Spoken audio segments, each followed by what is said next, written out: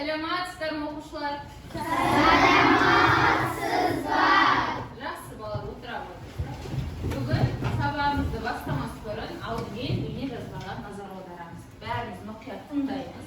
Одан кийин осы жазба боюнча сиздерге сурактар коюлган болот.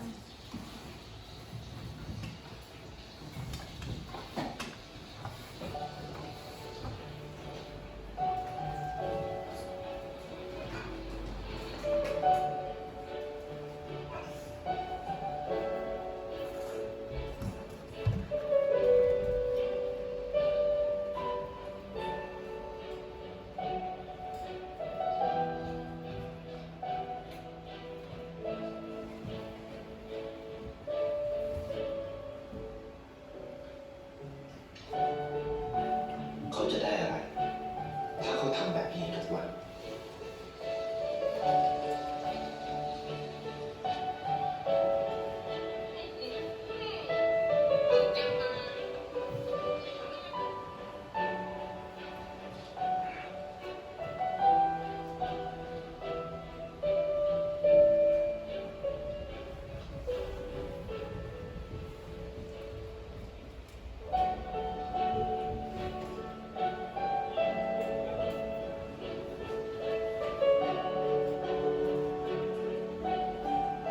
เขาจะไม่ได้อะไรเลย ไม่ได้รวยขึ้น ไม่ได้ออกทีวี ไม่มีใครรู้จัก ไม่ได้มีชื่อเสียงที่มากขึ้น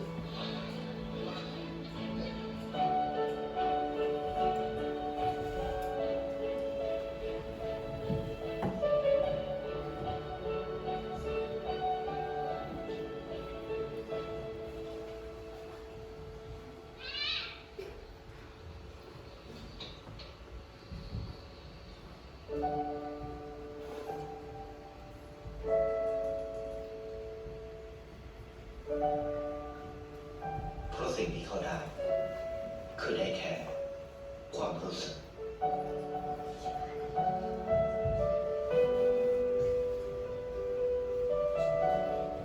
ได้เห็นความสุข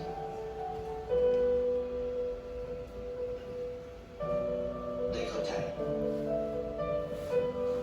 Жакшы балдар. Эми осы видеону талдайбыз. Эмне тууралуу деп ойлойсуз? Мансур. Бір-біріне көмектесу. Тагы Аделя. Жакшылык жасоо. Тагы мейиримдүүлүк тууралуу. Тагы кайрымдуулук тууралуу. Булардын баардыгы эмне? Булардын баардыгы эмне? Адамдын боюндагы өтө жакшы касиети. Сонымен бул киши секилди баардыгыбыз да айналамыздагы адамдарга кандай болуш керек? Мейиримдүү, камкор болуш керек. Жакшы. Энди бул биздин эмне жазбадагы киши белгилүү бир себептен іс-әрекеттер жасады. Солайма? Энди кеттик талдайбыз. Ал бул киши эмне істейт? Әжеге өзінің бананын берді. Ажи өзүнүн бананын берди. Тагы да Исмайыл. Су бос кетпесін деп гүлді астына қойды. Молодцы. Керемет. Тагы Санжар. Әжеге затты көтеруге көмектесті. Дұрыс айтасыз. Яғни өзінің арбасын көтере алмай жатқан әжеге итерісуге көмектесті. Тағы да қандай? Итке өзінің тамағымен бөлісті. Тағы сырым. Ұмытқым жарайды. Қайыр сыра болған апайға өзінің ақшасымен Көмектесті. Жақсы. Енді бұл жерлерде қарап отырсақ, бұл кісі белгілі себептен өзінің нәрсесі арқылы көмектесті және айналасында қоршаған ортада болып жатқан нәрселермен көмектесті. Солай ма? Кетті şimdi. Әжеге немен көмектесті? Әжеге немен көмектесті? Өзінің бананымен көмектесті. Ал көшеде отырған апайға немен көмектесті? Ақшасымен көмектесті. Итке немен көмектесті? Аяған? Тамағымен көмектесті. Ал гүлге немен көмектесті? Сумен көмектесті. Қарап отырсаңыз, тамағымен көмектесті, ақшасымен көмектесті, бананымен көмектесті, сумен көмектесті, солай ма? Қазір енді осы сөздерді не істейміз? Талдаймыз. Сөз болғандықтан қандай талдау жасаймыз деп ойлайсыздар? Қандай талдау? Морфологиялық талдау жасаймыз. Өте жақсы. Қазір барыңыз дәптеріңізді ашыңыз. Бүгінгі күннің жадын жаздыңыз. Нешесі бүгін?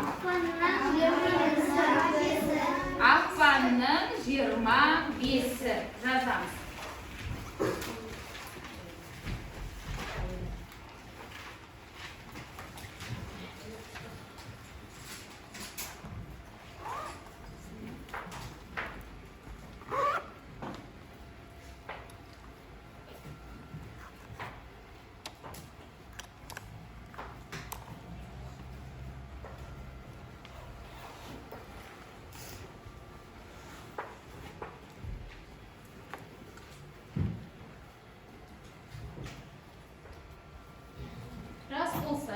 Осы жаңағы айтылған сөздерді талдаймыз. Айнара, бананымен сөзін, Аяжан, тамағымен сөзін, Ұлпан, ақшасымен сөзін, Сымбат, сумен сөзін талдаймыз. Тақтаны өзіңіз төртке бөліп ала қойыңыз. Қалғандарымыз дәптерге жазып талдаймыз. Қандай талдау деді? Морфология. Ал кеттік жазамыз, тез-тез.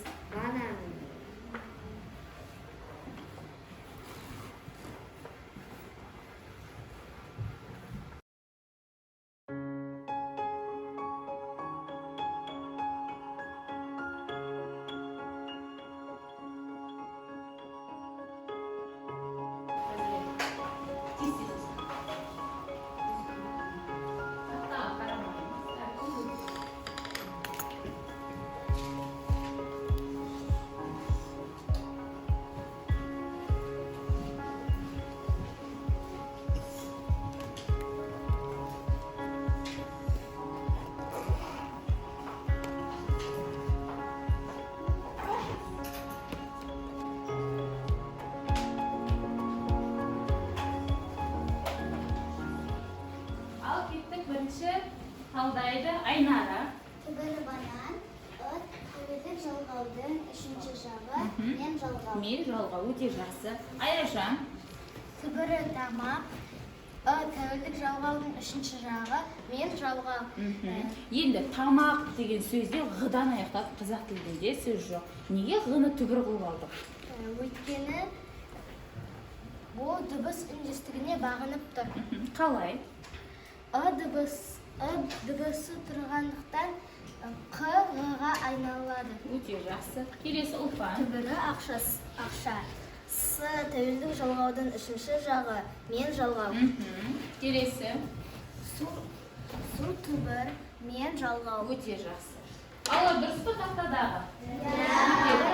Енді жақсы балалар. Бұл жерде біздерге барлық жер жалғау жалғанып тұрғандықтан қандай сөйлем мүшесі болады? Қай сөйлем мүшесі болады деп ойлайсыздар? Тұрлаусыз мүше. Өте жақсы. Бұл бізде тұрлаусыз мүше бар. Жазып болса, енді сіздер біз жаңа тақырыпта әлі тапқан жоқпыз, солай ма? Енді жаңа көрген бейне жазбаға сәйкес, бүгінгі талдаған морфологиялық талдау жасаған сөздерге сәйкес тақырыбымыз қандай болады? Көмектесу туралы болса, біздің бүгінгі тақырыбымыз көмектесептігі. Енді кетіп сөздерге сұрақ қояйықшы. Бананымен, тамағымен, ақшасымен, сумен, бұлардың барлығы затқа қатысты. Енді адамға қатысты болса, қандай сұрақ болады? Қандай? Сұрағы болады. Өте жақсы. Кітаптарыңызда ережеге қараңыз. Ережемен таныстырып бұрын балалар, бүгінгі біздің сабағымызды мақсаты қандай екен? Соныменен алдын ала таныстырып.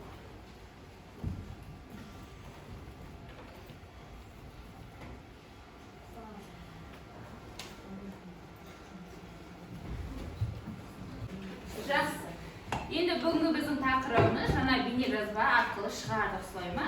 Яғни біздің тақырыбымыз көмектеседі. Енді біз әр сабақ сайын белгілі бір мақсатқа жетуіміз керек. Сабақтың соңында нені меңгеруіміз керек? Сол бүгінгі мақсатымыз.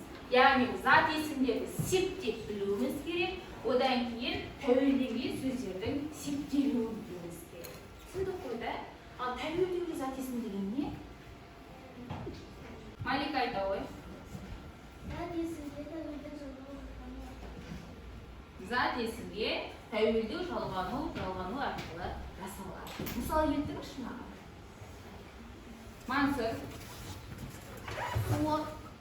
Суы, тағы. Сымбат. Гүлі, тағы. Исмаил.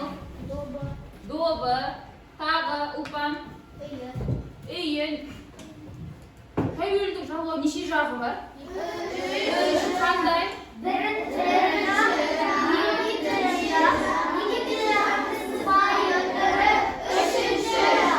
Енді жаңағы айтқан оқушылар осыны қайсына сәйкес келеді? Үйі, добы деген жағға сәйкес келеді. Жақсы.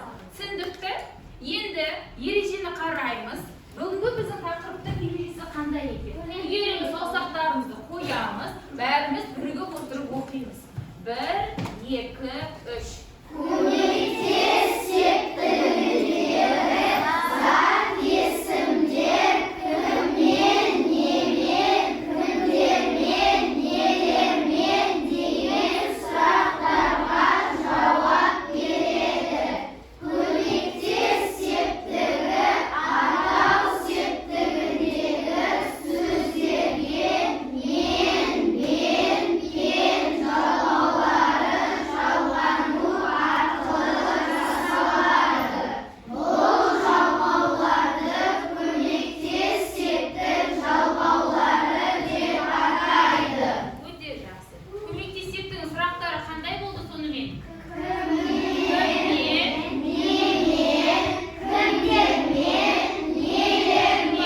Ал жалғаулары? Түсіндік. Солай ма? Енді қазір барлығымыз отырып топтық жұмыс жасаймыз. Топтық жұмыс жасау барысында ереже қандай еді? Бірігіп топпен жұмыс жасау. Мен таратып болғанша балалар топ басшыларыңызды сайлай беріңіз. Сайладық қой топ басшы? Топ басшы сайласақ, топ басшы спикер мен жазушыны таңдаймыз. Қалғанымыз ой қосушы боламыз. Балалар бұл тапсырма 2 минутқа беріледі. Енді маған қараңыз. Тапсырманы қалай орындайсыз? Сіздерге мәтін берілді. Тыңдаймыз. Ұлпан, тыңдаймыз. Сіздерге мәтін берілді. Мәтіннің мазмұнына сәйкес көп нүктенің орнына керекті сөздерді қоясыңдар. Және де мәтін бойынша сіздерге 4 сұрақ берілген. Сол сұраққа жауап береміз. Түсіндік қой да? Ал кеп 2 минут уақыт.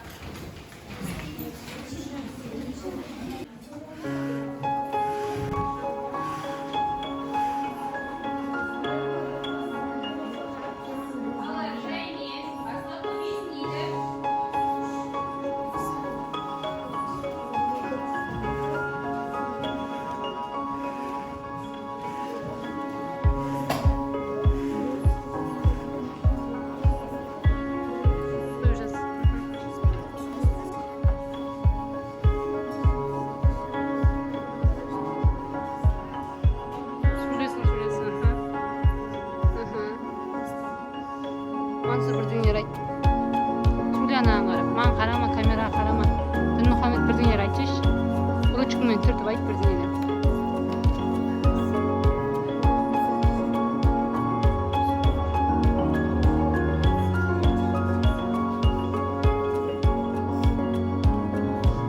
Сөйлесіңдер, ақылдасыңдар. Қарама камераға.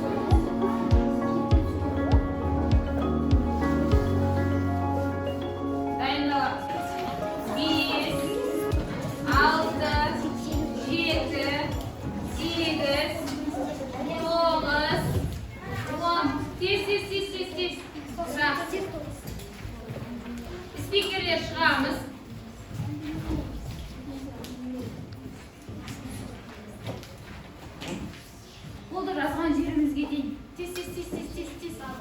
Шығамыз.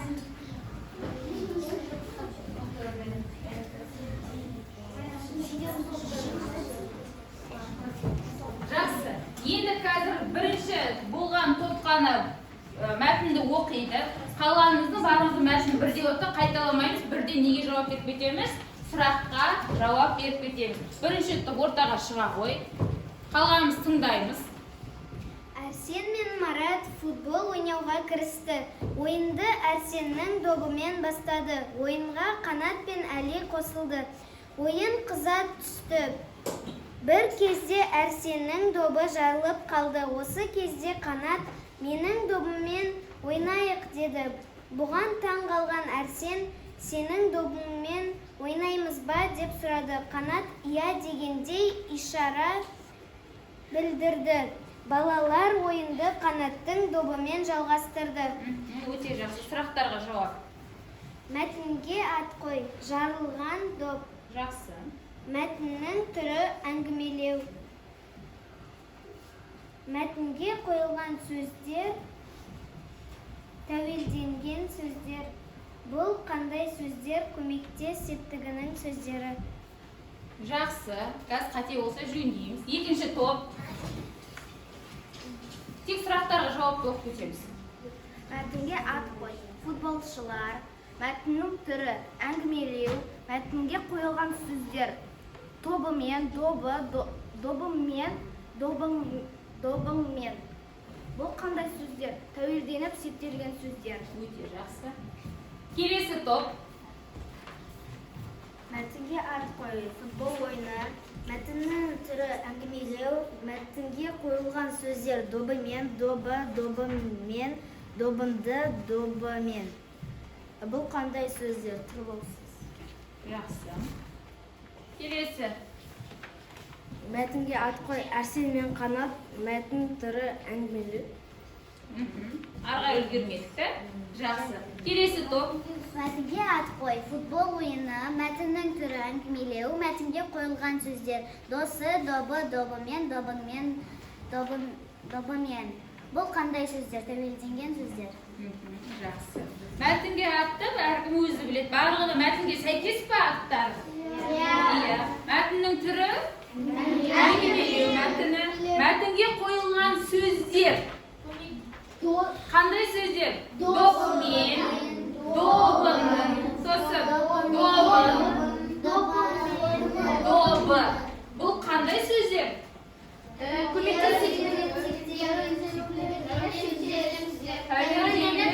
Тәуелденіп септелген сөздер. Әркім қатесін түсінді ме? Жақсы, отырамыз. Өздеріңіз алдыңызда тұра берсін. Қазір бұл бойынша жұмыс жасаймыз. Жақсы балалар, олай болса, қазір шүйрікті сәтті жасаймыз. Шүйрікті сәтті қалай жабамыз? Мен қазір сөздерді айтып кетейін, естеріне сақтап қалыңыз. Бірінші жақ, екінші жақ, екінші жақтың сыпайы түрі, үшінші жақ және септеу. Түсіндік қой да?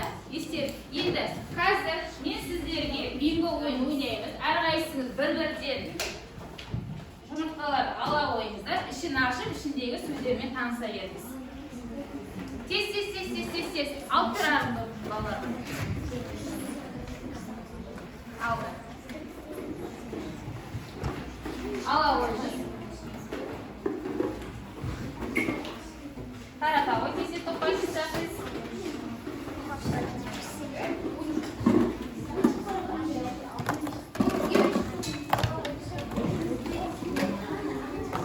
Ал кеттік. Дайынбыз ба? Сөздерімізді таптық па? Ішіндегі сөздерді топтың әр мүшесі әр септікке талдайды. Түсіндік қой да? Қазір дайындаламыз. Дайындалғаннан кейін орнымыздан тұрып оқып шыға қоямыз. Ілік септік, бар септік. Білеміз ғой да, сөзің қайда?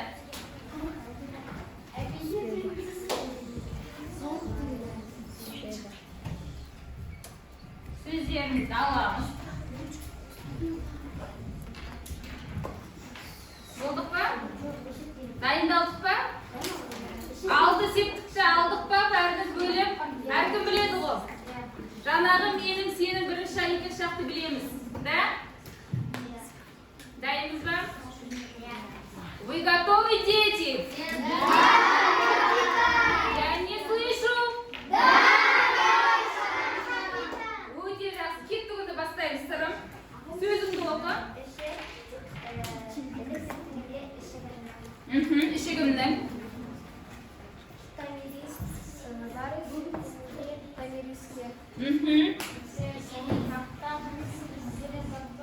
Тыңдаймыз. Кәнекей Нұртілекке көмектесеміз. Нұртілектің сөзі перне тақта. Жат септікте перне тақта бірінші жаққа тәуелдей отырып септейміз. Тобы көмектесеміз. Қандай сөз шығады? Тақ септейміз. Дұрыс айтасыз. Перне тақтамды. Кәусар.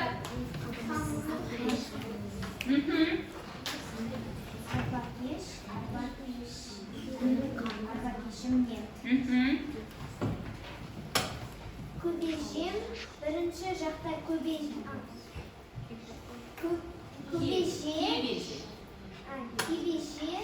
бірінші жақта кебежем темеке септігінің жалғауы кебежеммен. Өте жақсы. Екінші топ. Тамырының. Бірден септеп тәуелдеп айта берсек болады. Сөзі эпитет. Тәуелделгенде эпитеттің, ал тәуелден септелгенде эпитетіңе. Ескендір. Аскер басымды. Жақсы. Мадина. Бөрігінде өте жақсы. Үшінші дайынбыз ба? Кеттік. Мирас. Дағайымызға аяқ-қабыңызды, қосыңызды, Жақсы. Жақсы. Айша. Көгершініңізді. Жақсы. глобусыңызбен, Глобусыңызбен. Жақсы. Кеттік. Үшінші, төртінші топ. Сауытының дұрыс. демелеріңіз, қосбегісі, Құсбегісі. Тапсепте. Тапсептің жалғауы. қосбегісін, Құсбегісі. Келесі. алатауынан, электроскобынан, Жақсы. компьютерімен, Өте жақсы. Кеттік. Соңғы бесінші топ. Әлімжан бастаймыз. Жақсы. көбеден, Жақсы. қосынан, Жақсы. астаудан, Жақсы. батадан, үтегімен. Өте жақсы.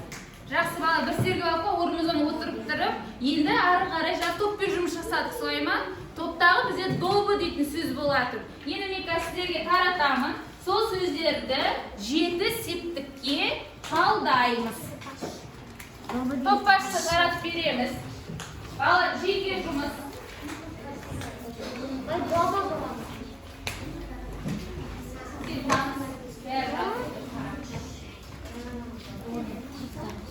Топ басшы таратамыз.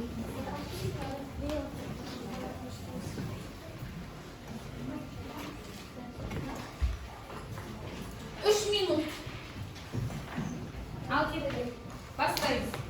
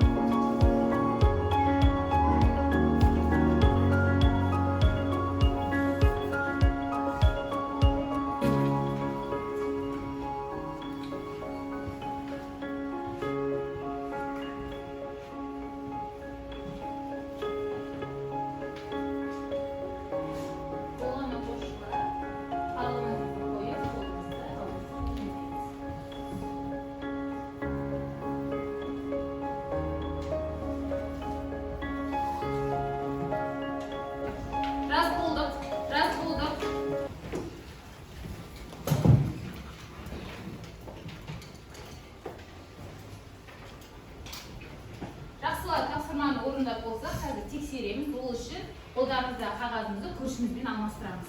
Яғни бізді көршіміз тексеріп беретін болады. Қарап отырамыз. Ауыстырдық па? Мұқият боламыз. Біз көршіміздің ұпайы бұл. Ал бірінші септелуі.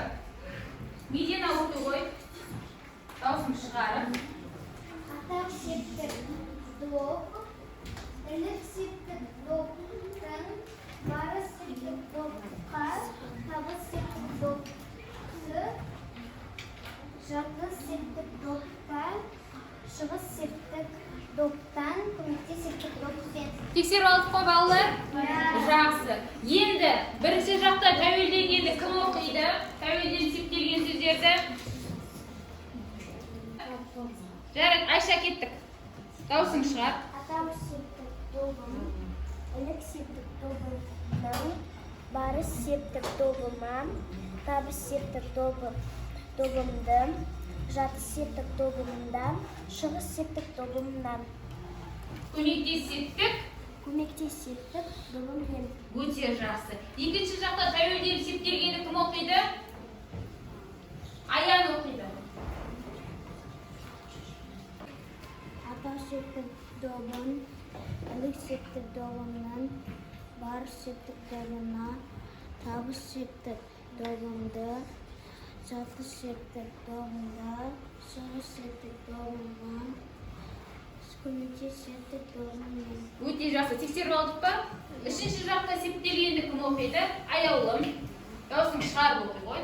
Атау септік добы, ілік септік добынан, бар септік добына, таб септік добын, жат септік добында, шығыс септік добынан, көмекте септік добымен. Өте жақсы. Тексеріп алдық па? Егер қате болса, бағалап көрейік. 2 ұпай, ешқандай қате жоқ болса, 2 ұпай шетіне жазып береміз. Егер қателескен жер болса, 1 ұпай қоямыз.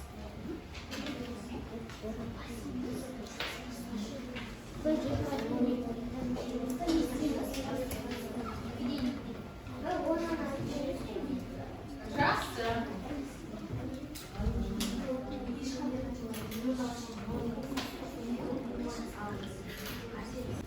Жақсы балалар, біздің сабағымыз соңына дейін жетті. Енді мына сіздер сабақтың басында біз белгілі бір мақсатқа жету керекпіз деп айтқанбыз. Солай ма? Енді сол мақсатқа жеттік пе, жетпедік пе, соны тексеру мақсатында мен қазір сіздерге қағаз таратамын. Сол қағазда сіздерге 2 түрлі сөздер беріледі. Яғни 2 бағанға керекті сөздерді бөліп жазамыз. Мен айтпаймын қандай сөздер екен, өзіңіз бүгінгі сабақтан алған білімдеріңізбен орындайсыздар. Жақсы ма? Астына аты жөніңізді жазуды ұмытпаңыз. Жетпесе қазір беремін. Топасы тарата ғой.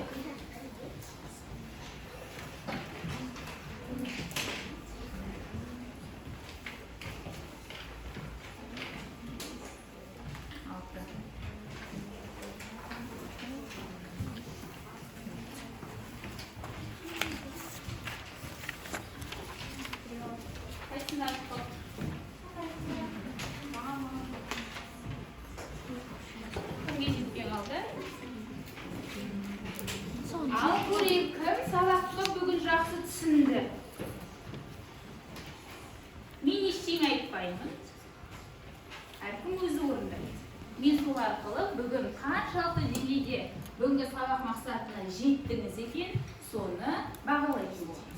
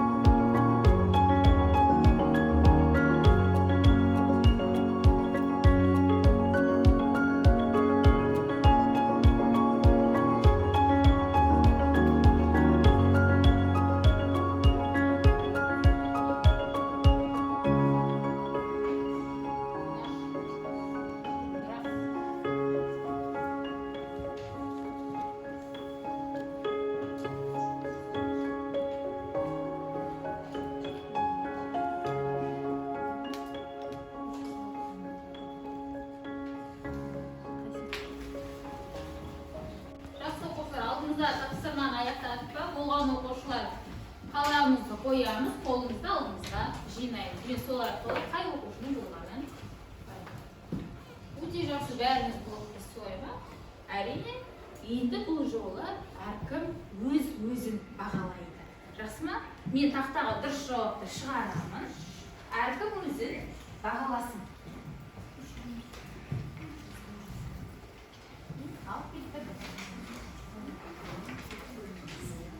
Балалар, әркім өзі шынайы, қателесіп кеткен жерімізді жөндемейміз. Шынайы түрде дұрыс болса қосу белгісін, егер қате болса азайту белгісін қоямыз.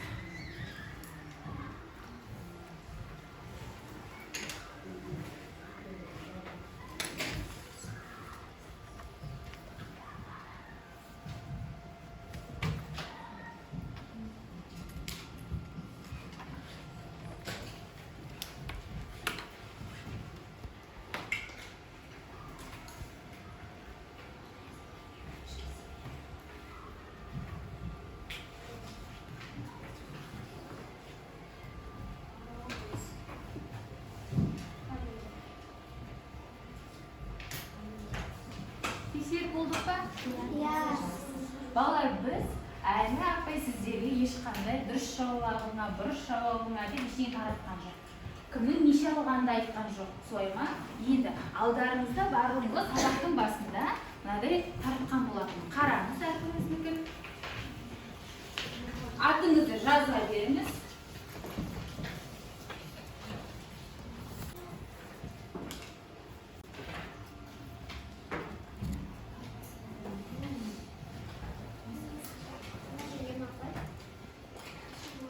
Boş yerine жазайық. Жаз болса, енді қараймыз. Бүгін біздер 4 түрлі тапсырма орындадық. Солай ма? Енді әркім өзін орындаған тапсырма бойынша неше ұпаймен бағалайды. Бірінші тапсырма бойынша сіздерге топтық жұмыс берілген болатын. Солай ма? Сол топтық жұмыс кезінде сіздер мәтінге берілген сөзді өздігіңізден таба алдыңыз ба? Жоқ па? Сол бойынша бағалайсыз. Мен мәтін мазмұнына сәйкес сөздерді өздігімнен таба алдым деген оқушылар бір ұпайдың қасына қосу белгісін қоямыз.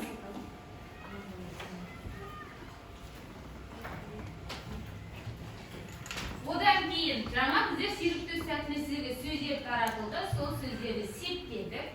Тәуелдеу арқылы септедік, солай ма? Сол сөздерді мен толықтай септе алдым деген оқушылар бір ұпайдың қасына қосу белгісін қойыңыз.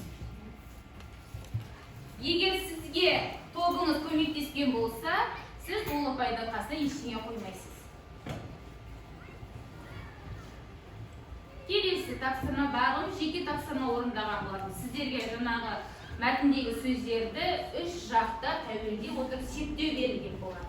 Енді мен сол сөздерді септей алдым деп ойласаңыз, 2 ұпайдың қасына қосу белгісін қойыңыз.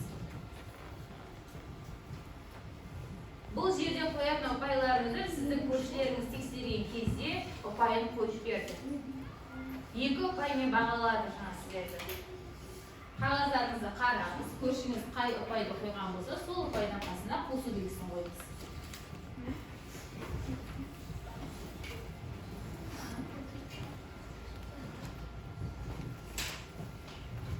Болдық па?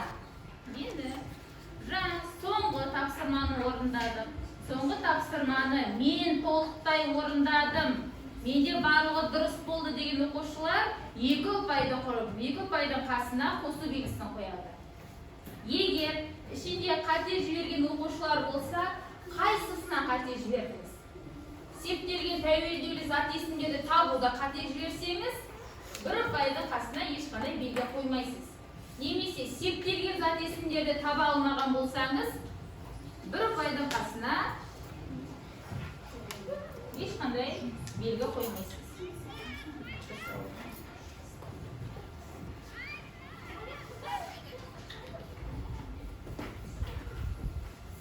Болдық па? Енді барлығы неше ұпайлық? Дескриптіріміз. Өзімізді бағалау 7 ұпай. Енді 3 ұпай қайда? 3 ұпайды кім қояды? Үш ұпайды апай. Апай манадан сіздерді қарап жүр. Кім жақсы атқалысты, кім сұраққа көп жауап берді. Сол бойынша мен ұпайларды сіздерге қосамын. Үш ұпайды ұлпанға қосамын. Үш ұпайды Айнараға қосамын. Үш ұпайды Аяулымға, Аяжанға қосамын. Тағы бізде күшті атсалысқан Мединаға үш ұпайды қосамын. Сымбатқа екі ұпай қосамын. Айшаға бір ұпайды қосамын. Өйткені ол тапсырма бойынша сұраққа жауап берді. Мансұрға үш ұпай қосамыз. Дымұхамбетке үш ұпай қосамыз. Аян бір ұпайды өзіне қосып ал. Батырханға үш ұпай қосамыз. Сөйлемесе де барлық тапсырмалар дұрыс орындап атсалысып отырған үшін. Әлімжанға екі ұпай қосамыз.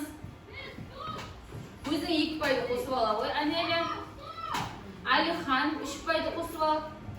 Сырым үш ұпайды қосып ала ғой өзіне. Динара екі ұпай қосамыз.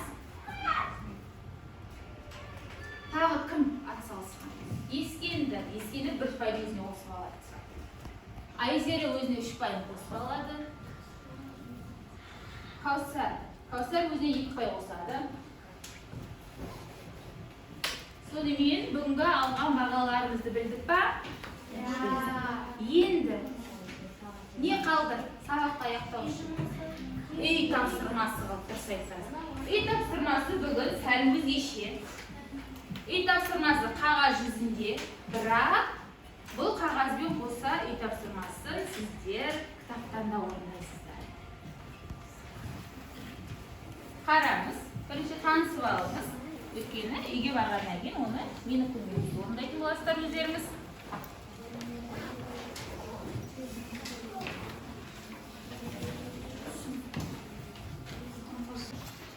Алдын артын түгел қараңыз.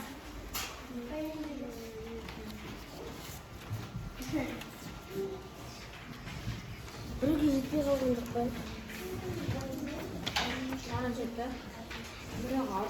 Бала, бүгінгі біздің тақырыбымыз қандай болды? Көмектесекті. Мақсатымыз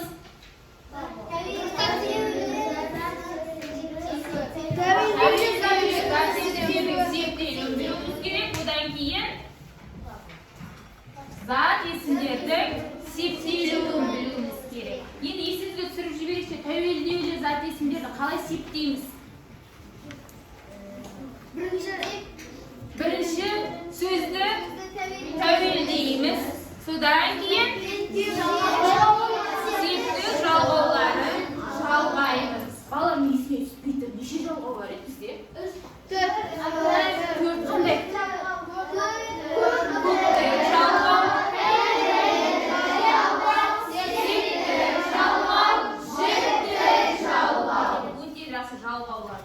Бұл жалғаулар сөзге қосылады. Солай ма? Бірақ олар рет-ретімен. Енді сөзге бірінші тәуелдік жалғау жалғанады ма, көптік жалғау жалғанады ма? Тәуелдік жалғау жалғанады. Сөзге бірінші жалғау жалғанады ма, жырна жалғанады ма? Жырна жалғанады. Өте жақсы. Балалар, үй тапсырмасы енді сол септік әлеміне саяхатымызды бекіту мақсатында беріледі. Сіздерге бұл ақ-қара түсті берілген. Солай ма? Үйден тапсырмаларды орындай отырып, өзіңіздің фантазия қиялыңызға сәйкес бояп шықсаңыздар да болады. Одан кейін бет ортасын ашыңыз. Сіздерде бос жолдар тұр. Бұл бос жолдарды қалай толтырамыз? Соңғы бетін қарай қойыңыз. Сіздерге нұсқаулықты көріп тұрмыз ба? Көрдік ба? Осы нұсқаулықтар бойынша берілген тапсырмаларды не істейміз? Орындаймыз. Үшінші тапсырмаға қараймыз. 33-ші бет 69 шақты болды. Бұны қайдан орындаймыз? Кітаптан орындаймыз. Балалар, былай артын ашыңызшы. Бұл жерде сіздерге карта берілген. Көріп тұрсыз ба? Сол картаны ойып келіңіз. Өзіңіз қалағанда енді. Жақсы ма?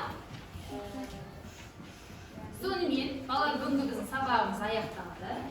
Кәнеки бәріміз орнымызға тұрамыз. Алақаныңызды ашыңыз. Кет, шапалақ.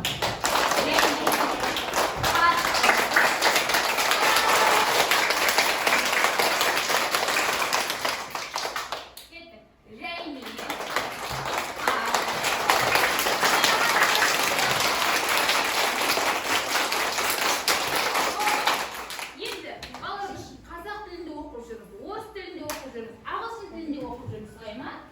ойынды қолымызға жаттығуды 3 тілде жасаймыз. Қазақша, орысша, ағылшынша. Кетті, санаймыз. 1, 2,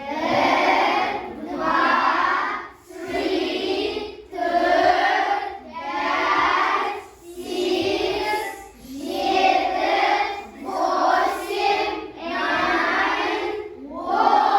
Молодцы, бүгінгі сабақ аяқталды. Барлығыңыз оң қолдарыңызды көтеріңіз, сол иықтарыңызға қойыңыз.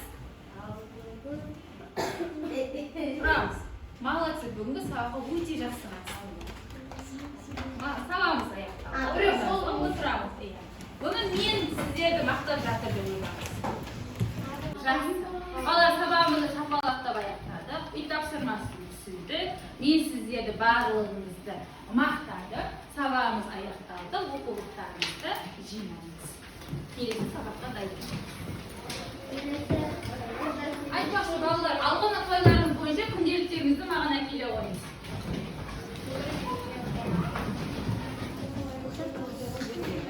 Келесі. Неше жұмыс?